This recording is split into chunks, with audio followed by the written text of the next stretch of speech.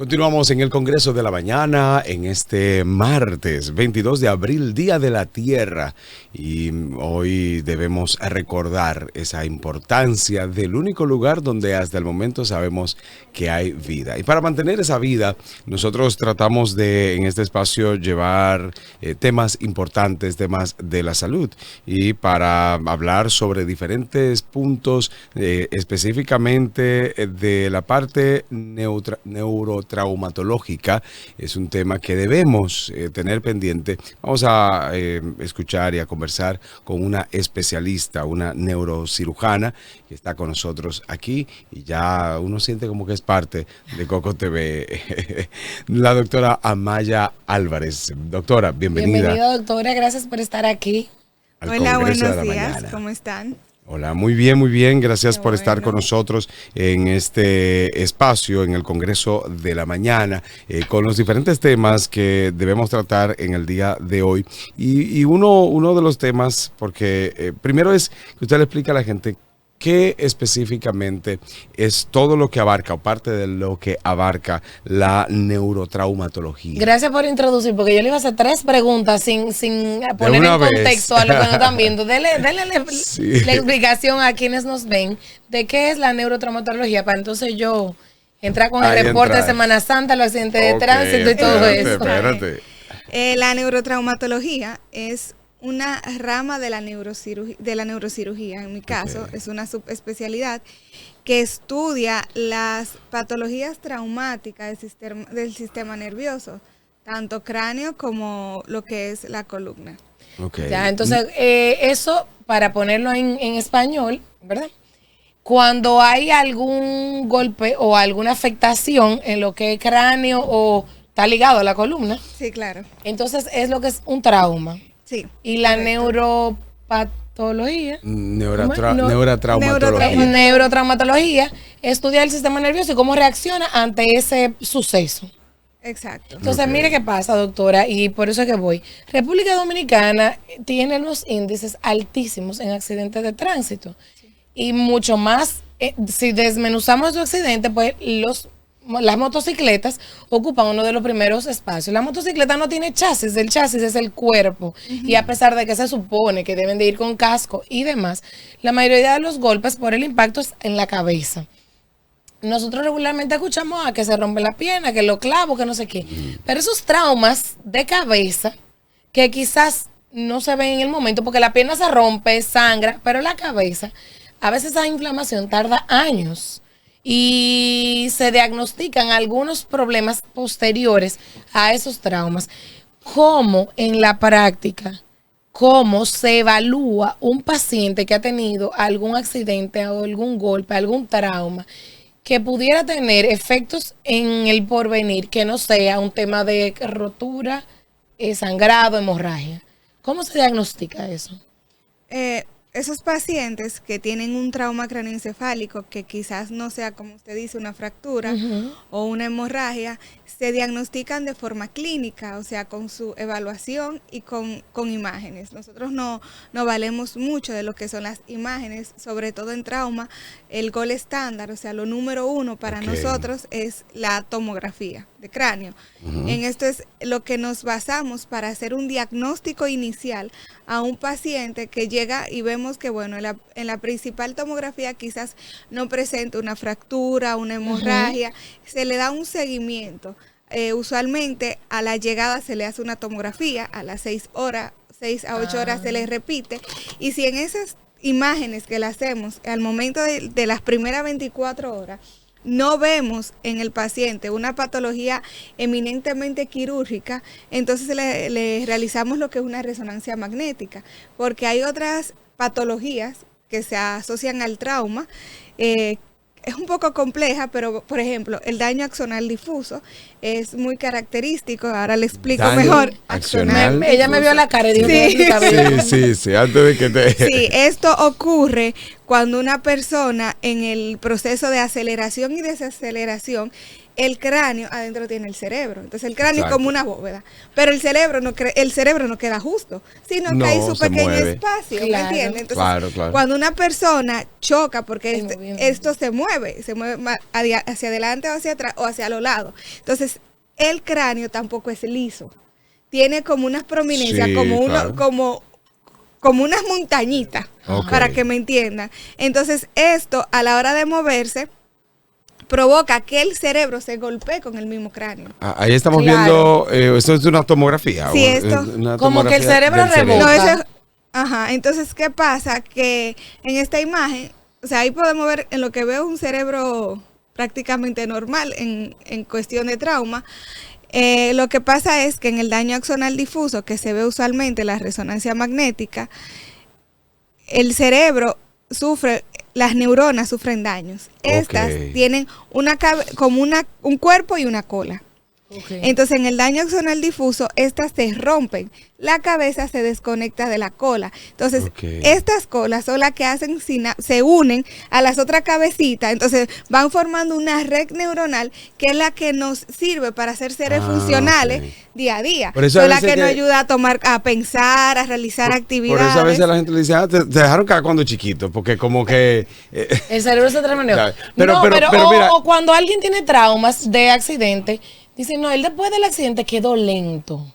Sí, puede ser por eso. O también muchas veces ocurren lo que son las conmociones. Una conmoción es una patología en la cual el paciente sufre un golpe, puede tener una leve alteración del estado de conciencia, no más de 6 horas, y queda con un tiempo con lo que es un síndrome postconcusional. O sea, eso se basa en dolor de cabeza frecuente, mareitos y cosas que se van a ir mejorando. A veces deben ir mejorando en ese caso. días, semanas o a veces hasta si no mejoran, entonces hay que chequear a ver qué está pasando. Hay que ver si no. Mire, me surge una pregunta cuando usted dijo sobre el cerebro que está dentro de ese casco protector, por así decirlo, que es el cráneo. La gente como quiera piensa que con el cráneo basta. No, hay que proteger el cráneo con un casco protector, pero ya ese es otro tema que lo vamos a tratar ahorita. Usted mencionó lo del movimiento y siempre he escuchado a los bebés, a los niños, cuando uno lo tira, uno lo mueve.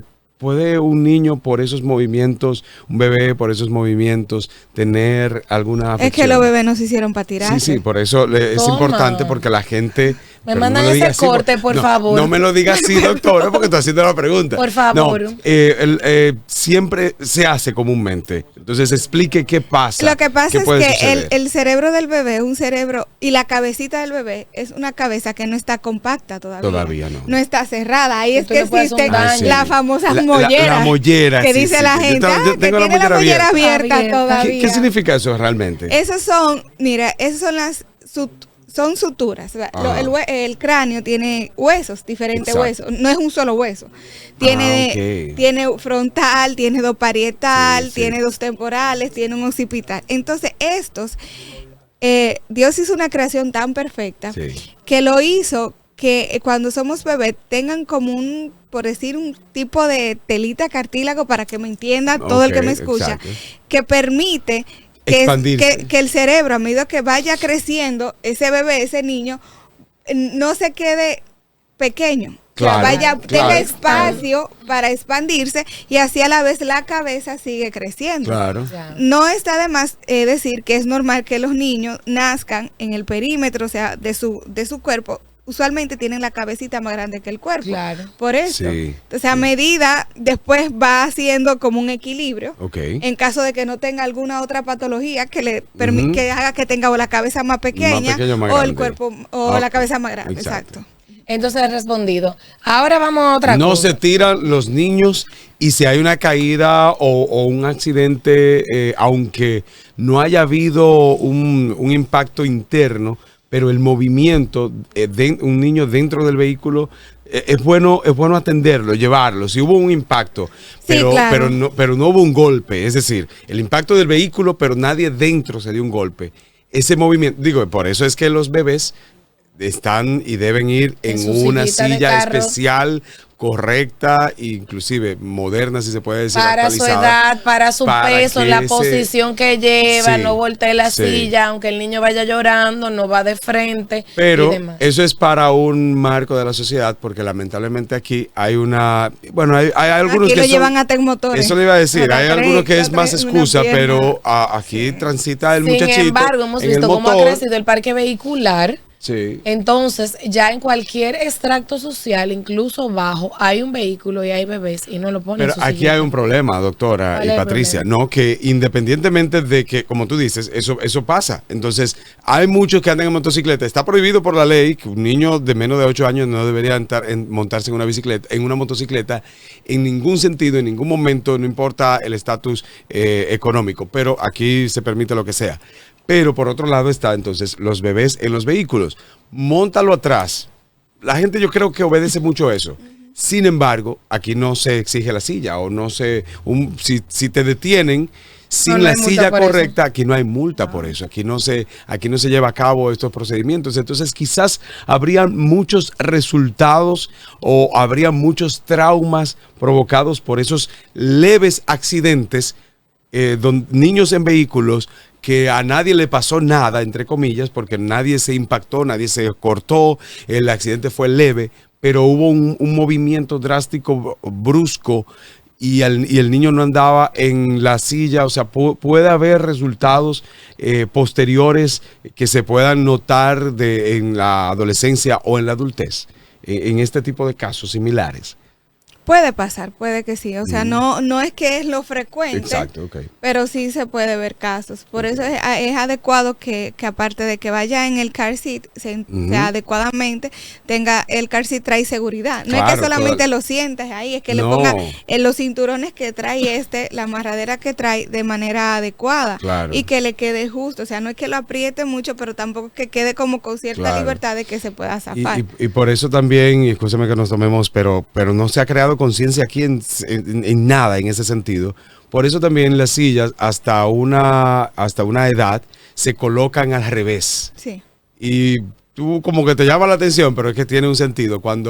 Si hay un impacto, el niño no echa hacia adelante, sino que echa hacia atrás y su cabeza está recostada del car seat, está recostada de la silla, y por eso entonces ese impacto no le afecta tanto. Entonces hacemos el llamado a Milton Morrison, el director del Intrant, para que se lleve el proceso de exigir y de multar a quienes no tienen el car seat adecuado para las edades adecuadas, porque debemos respetar las leyes. Sí, pero eso no está. Entonces, no, pero debe estar. Morrison no está en eso. Bueno. Volviendo a la doctora, hablamos de los movimientos y de la post-accidente, el seguimiento que se le da.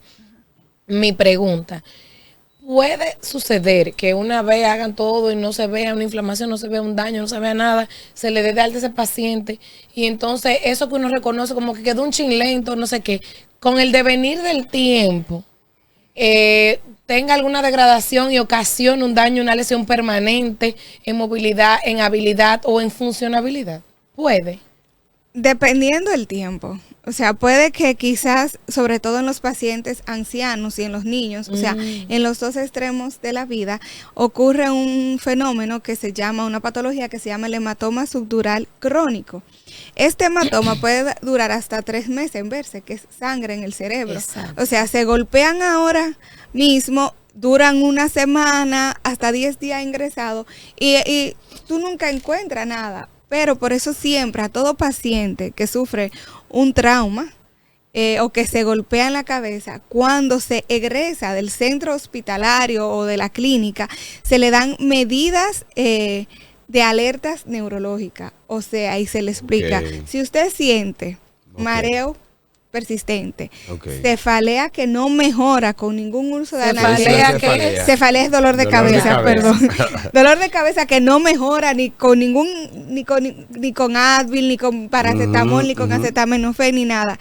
Si usted siente que empieza a dormirse a un lado, o un familiar ve que de un pronto se desorienta, que no conoce, que no sabe dónde está, o que presenta algún tipo de convulsión, ese es un paciente candidato a volver por urgencia lo más pronto posible. Ok. Entonces ahí vuelve y se le repite la batería de estudios para descartar. Esto se ve muy, muy, muy frecuente en los viejitos. Usualmente un viejito no tiene que ir en un motor o no tiene que haber tenido un accidente. O sea, para sufrir un Sí. trauma puede ser hasta de sus propios pies. Claro. Ok. Hay señores que se caen o hasta me pasó no hace mucho que un señor se bajó, se subió a coger algo, se dio con una mesa Ah, en la cabeza y ya Wow. a los 2 meses y algo tenía un hematoma que ameritaba un tratamiento quirúrgico. Por eso siempre es bueno Wow. cuidar mucho los extremos O sea, de la vida, o sea, tanto los niños los como los infantes. ancianos, tenerlo bien vigilado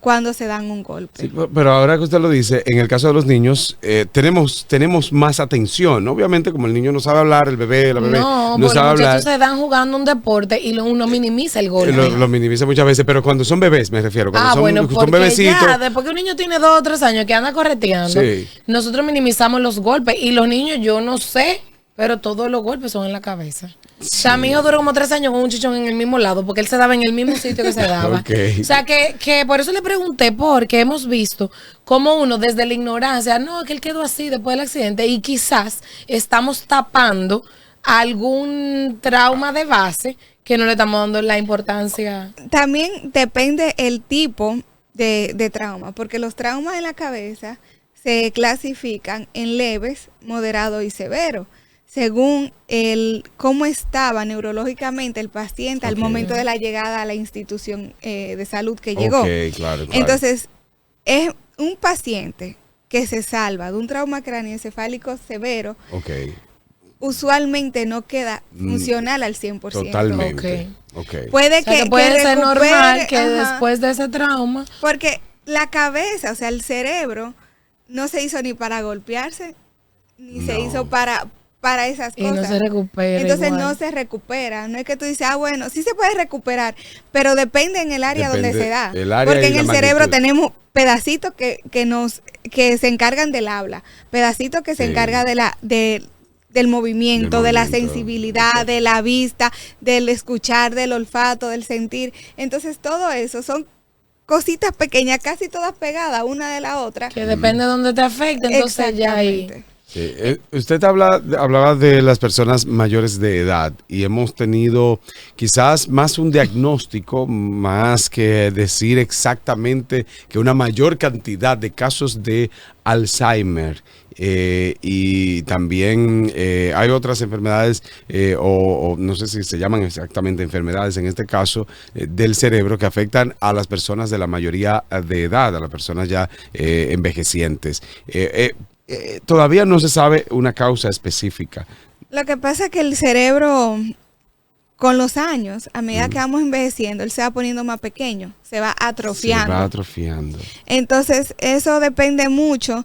Como le dije, hay personas que se le atrofia más el frontal, que es Ajá. lo que tiene que ver con que alguien en un futuro sufra de un tipo de demencia Ok, senil. ok. Y realmente ya hay estas demencias después de cierta edad, hasta la consideramos dentro de lo normal. Ok.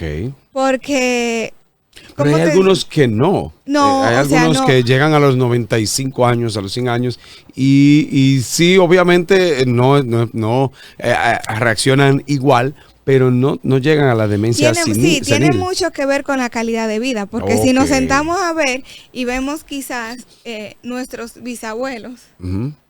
porque nuestros abuelos ya pueden que presente Alzheimer, pero nuestro bisabuelo era muy, muy raro en esa época. Sí, Que era alguien, menos común. o sea, dirían, ok, quizás no se tenía la tecnología para diagnosticarlo, pero era muy raro porque que alguien perdiera el Sí, tino, como diría el buen ajá. dominicano, porque eran personas que se mantenían toda su vida activos físicamente, activos, que sí. caminaban, que trabajaban en el Sí, campo, sí. que salían a vender la leche, que eran Ujú. amas de casa activa. O sea, hoy en día llevamos un estilo de vida más sedentario, más fácil. Totalmente. Ya casi todo el mundo tiene un vehículo, ya es muy raro que tú hagas que camines. Es muy raro no. que tú te sientas a leer, que tú te sientes a jugar sopa de letras. Eso le iba a decir, Todas se esas usa más el cosas. cerebro directamente. Por ejemplo, Exacto. tú ves a una persona mayor calculando o hasta escribiendo o calculando con su cerebro, pero entonces nosotros vamos llegando a la vejez o vamos aumentando de edad y queremos calcular Pero que todo. no es que queremos, que no es llegando a la vejez, es que empezamos, porque mi hijo con 7 años te pide una Sí, calculadora. pero la generación de nosotros, acomodamos rápido. nosotros hacíamos los cálculos y escribíamos a mano. Ya no. Ya no. No. No, O sea, entonces, por ejemplo, eso puede causar problemas con también. su experiencia y ante este evento es realidad. Tips que usted pueda darnos para nosotros ejercitar el cerebro y bajarle un poquito a la comodidad, previniendo este tema de la demencia senil, que ya no es tan senil, porque ya cada vez se ve más en más jóvenes. Bueno, jóvenes porque mi mamá Sí. es joven y tiene 76 años. Uno ve gente Sí, relativamente siente- joven con demencia senil, con Alzheimer. Nosotros vemos cómo a cada rato se publican personas que se desorientan y que se buscan, después aparecen, o lo vemos en la calle, y son personas que tienen este tipo de diagnóstico y que no se corresponde con la edad.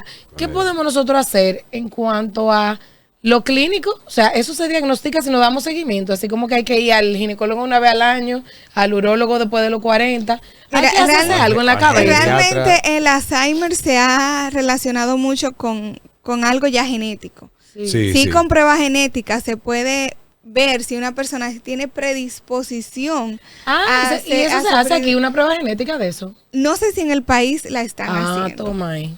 No lo sé, porque ya esto es una parte más clínica, como lo Ok. mismo Sí. es quirúrgico. No sé si actualmente la hagan aquí en el Pero país. se pudiese. Pero me imagino que esos laboratorios tienen alguna Aquí vamos muy contrata, avanzados. exacto, Sí, con en otros pues, países. para hacerla. Entonces, yo lo que considero que tenemos que hacer cosas que no oxigenen el cerebro. O ¿Cómo sea, cuáles? ¿cómo cuáles? Caminar, Ok, trotar, hacer sopa de letras o sudokus. La El cosa sudoku, es lo sudoku, mismo. sudoku. Jugar. El crucigrama. El crucigrama. A mí me encantaba. Ajá. Yo tengo décadas, años, más de 10 años que no lleno un Cómprate crucigrama. un A mí me librito. encantaba. Leer, o sea, leer, pero leer no desde la pantalla, sino Exacto. desde los libros. O sea, volver a nuestro tiempo, o sea, ser más activos, poner el cerebro a trabajar un poquito más. Eso nos puede ayudar, no a que no nos dé, porque si ya genéticamente Exacto. estamos predispuestos, no va a tocar, sino a que quizá el proceso sea más lento y no a más temprana edad. Exacto. Yo quiero que usted explique, usted mencionó oxigenar el cerebro y caminar o hacer ejercicio. Yo creo que hay mucha gente que no entiende, o sea, cómo es que yo hago ejercicio y eso va a ayudarme al cerebro, ayudarle a la cabeza, a la mente, cuando yo estoy moviendo un brazo o cuando estoy caminando. Es que ¿Por el qué cerebro- funciona? Porque el cerebro, cuando nosotros nos ejercitamos, libera unas hormonas que son endorfinas. Esas hormonas, por ejemplo, son las hormonas de la felicidad. Son las hormonas las que nos ayuda a estar más activo. Ok. Entonces, esta hormona hace que el cerebro despierte y trabaje. Entonces, ¿cómo se desarrolla esto? Haciendo actividades que conlleven cardio, por ejemplo, caminar, correr, Ok. montar bicicleta, Ujú, ujú. montar patines, cosas así nos Ok. puede ayudar. Entonces, a la vez, esto va haciendo que el cerebro se oxigene, o sea, que Ok. tenga más fluido, o sea, más libertad en cierto punto, porque no es un cerebro que está perezoso todo el tiempo, Exacto. que está en lo mismo todo el día. Entonces, Ujú. esto nos ayuda. Y esto también, la misma oxigenación de la sangre que ayuda a que el Exactamente. funcionamiento, o sea, el ejercicio es imprescindible y por eso hay muchas enfermedades, como usted dijo, por el sedentarismo que estamos teniendo, vamos creciendo, vamos en nuestra sociedad, no es República Dominicana, en el mundo. Entonces debemos cuidar eso que está más que claro y muy dicho por los especialistas y por las personas que se dedican a cuidar la salud. Doctora, para nosotros entonces cuidar nuestra salud, usted está en estos momentos realizando algunos trabajos, está a través de sus redes sociales, orienta. Sí, a través de mis redes sociales, sobre todo mi Instagram, Ajá. doctora Maya Álvarez, NCX. Ahí me pueden encontrar. Realmente me baso mucho en tips, sobre todo para evitar traumas, Ok. ya que somos el país número 1 en accidentes de tránsito. Sí. Entonces me enfoco mucho en esto. También juzgo mucho la mala conducta vial que tenemos como país, que es el factor número 1 de que brillemos en la estadística de 2023. Terrible.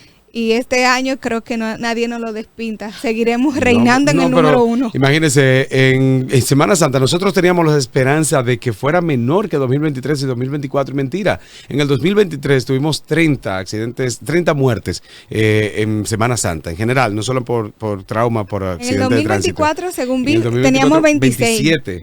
Llegamos a 27. Y este año tuvimos 32. De las cuales 30 fueron por accidentes. 30 fueron por accidentes. Y de esos 30, 26 fueron por motocicletas. Por motocicletas. O sea, yo pensaba, no sé si ustedes también, que este año iba a haber menos. Por todo. Prohibieron las fiestas, cerraron muchos balnearios, estábamos en duelo, había muchas lluvias. Ahora, el punto es saber si eso se cumplió a cabalidad, porque por donde yo estaba, yo vi que todo siguió igualito. Exacto, pero con el llamado... Gente, o sea... Exacto, es cierto, pero por el llamado nosotros entendíamos que se iba a cumplir, pero es penoso. Se va a cumplir cuando se deje de hablar y se empieza a hacer. Se haga un régimen de consecuencia drástico, tanto para que el maneja como para el AME o el que sea que se deje sobornar. Exacto. Porque mientras estemos como chivos sin ley, seguiremos brillando como número 1 y el 3% de nuestro Producto Interno Bruto seguirá en los traumas. El país pierde más en pacientes con traumas que las haitianas pariendo, que en educación. Entonces de eso nadie habla. Es una verdad que si tú te dicen ten cuidado si la dices, pero alguien tiene que decir la verdad. Se gasta el 3, y no se invierte, se gasta el 3% del Producto Interno Bruto. Porque mira, no solamente son los fallecidos, anual hay hasta 100,000 lesionados por accidente. Sí. La mayoría son trauma cráneoencefálico. Una cirugía de un hematoma puede costar 500,000 pesos. Y a eso son pacientes que ameritan mínimo una semana en cuidados intensivos con ventilador y con medicamentos que sobrepasa en una sola persona el 1.5 millón de pesos. Y eso, pero entonces, bueno. O sea, en el de Ariel Contreras y el traumatológico, Juan Bosch, el lineal, ¿cómo así?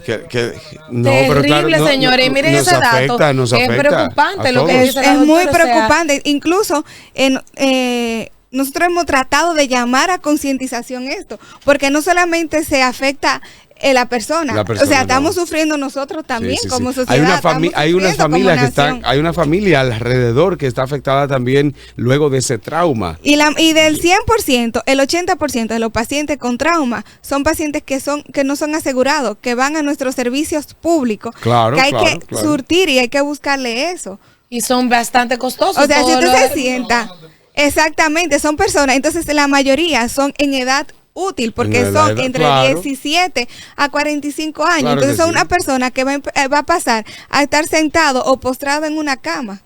Sí, con quizás medicamentos de por vida, con fisioterapias que no son baratas. Wow. Y que aunque tengan un seguro de SENASA, el seguro de SENASA con la primera cirugía se agota. Ya se agota.